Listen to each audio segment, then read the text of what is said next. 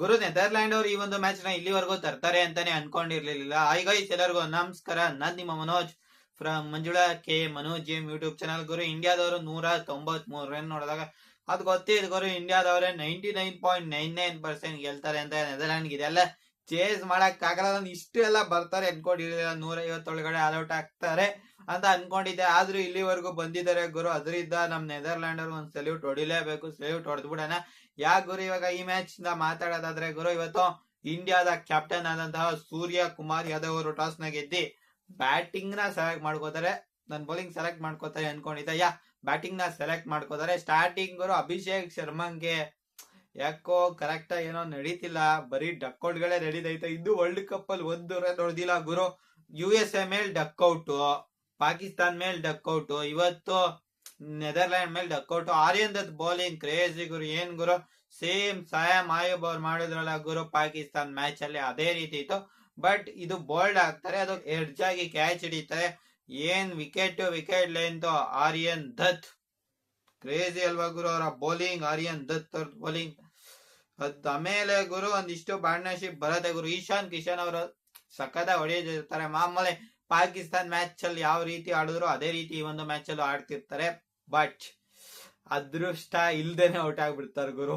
ಏನ್ ಅದೃಷ್ಟ ಅಲ್ಲ ಪಾಪ, ಬ್ಯಾಟಿಂಗ್ ತೆರ್ಜಾಗಿ ಬಟ್ಟೆ ಹೊಡೆದು ವಿಕೆಟ್ ಹೊಡಿಯತ್ತೆ. ಅರೆ ಬಟ್ಟೆ ಅರೆ ಗುರು ಬಾಡಿಗೆ, ಸರಿದಾ? ಇವರು ಒಂದಿಷ್ಟು ಆಡ್ತಾರೆ. ಆಮೇಲೆ ಗುರು ತಿಲಕ್ ವರ್ಮಾ, ಸೂರ್ಯ ಕುಮಾರ್ ಯಾದವ್ ಸ್ವಲ್ಪ ಸ್ಲೋ ಪೇಸ್ ಇನ್ನಿಂಗ್ಸ್ ಆಡ್ತಿರ್ತಾರೆ ಗುರು. ಅಂದ್ರೆ ಕೆಳಗಡೆನೆ ಆಡ್ತಿರ್ತಾರೆ. ಇವ್ರು ಸಖತ್ತಾಗಿ ಬೌಲಿಂಗ್ ಮಾಡ್ತಿರ್ತಾರೆ ಆಯ್ತಾ ನೆದರ್ಲ್ಯಾಂಡ್ ಅವರು. ನಮ್ಮ ಆರ್ಯನ್ ದತ್ತು, ವ್ಯಾನ್ ಬೀಕೋ ಪಾಪ ಗುರು ಮಧ್ಯದಲ್ಲಿ ಆಕ್ರಾಬಾದ್ ಬತ್ತರ್ ಗುರು, ಅದೊದ್ದೇ ತಪ್ಪು ಅಂತ ಅಜ್ಜತೆ ಗುರು.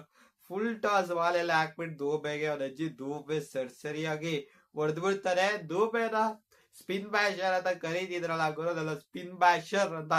ಯಾಕೆ ಈ ಒಂದು ಟೀಮ್ ನಲ್ಲಿ ಇಟ್ಕೊಂಡಿದ್ದಾರೆ ಅಂತ ಶಿವಂ ದೂಬೆ ಅವರು ಇವಾಗ ಪ್ರೂವ್ ಮಾಡ್ತಾರೆ ಗುರು. ಇವ್ರಿಗೆ ಇಷ್ಟೊಂದು ಲಾಂಗ್ ಇನ್ನಿಂಗ್ಸ್ ನೋಡ್ದಂಗೆ ಯಾವ್ದು ಸಿಕ್ಕಿರ್ಲಿಲ್ಲ.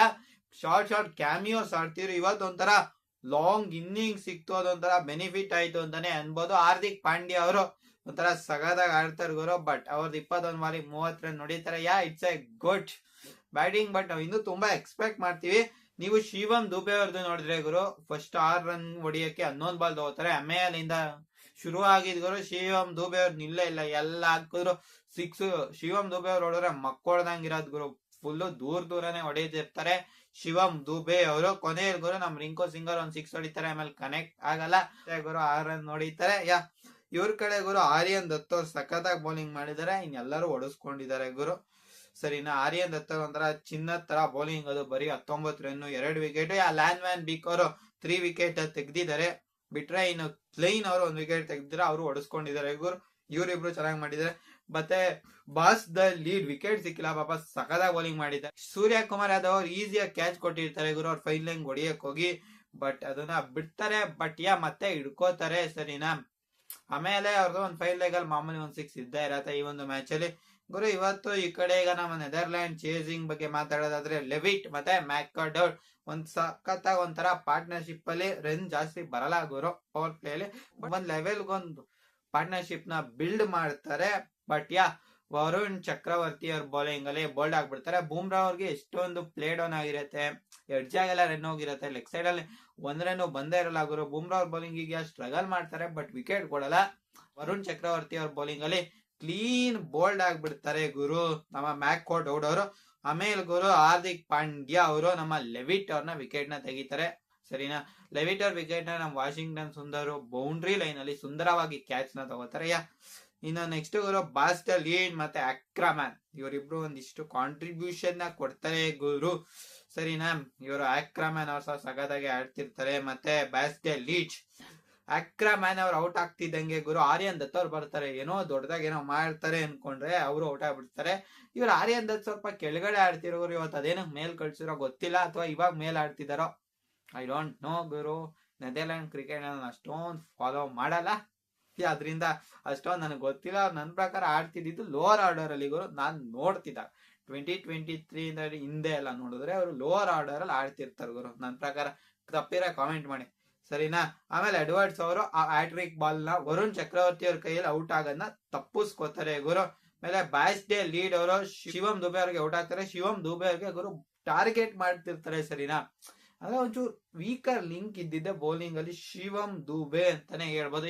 ಇವತ್ತು ಅಭಿಷೇಕ್ ಶರ್ಮಾ ಅವ್ರಿಗೊಂದು ಓವರ್ ಬೌಲಿಂಗ್ ಕೊಡ್ತಾರೆ, 3 ಬಾಲ್ ಬರೀ 1 ರನ್ ಕೊಟ್ಟಿರ್ತಾರೆ.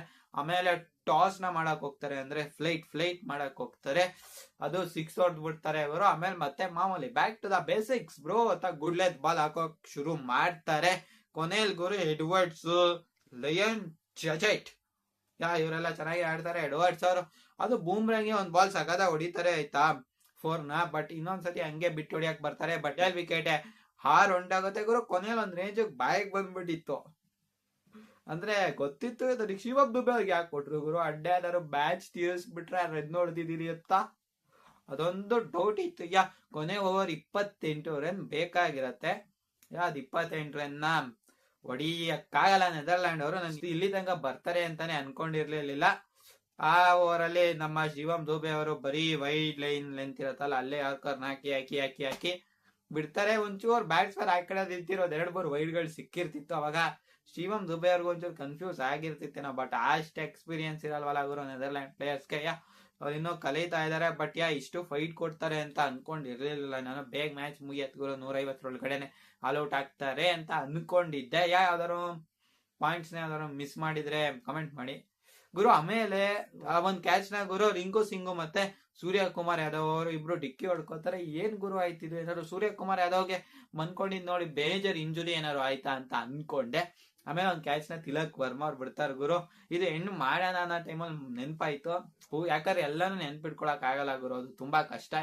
ಈ ಒಂದು ಮ್ಯಾಚ್ ಬಗ್ಗೆ ನಿಮ್ಗೇನ್ ಅನ್ಸುತ್ತೆ ಹೊಡಿರಿ ಕಾಮೆಂಟ್ ಮಾಡ್ರಿ, ಲೈಕ್ ಸಬ್ಸ್ಕ್ರೈಬ್ ಮಾಡ್ರಿ ಗುರು. ಪ್ಲೀಸ್ ಸಿಗೋಣ ಮತ್ತೊಂದು ವಿಡಿಯೋದಲ್ಲಿ. ನಮಸ್ಕಾರ, ಜೈ ಹಿಂದ್, ವಂದೇ ಮಾತರಂ.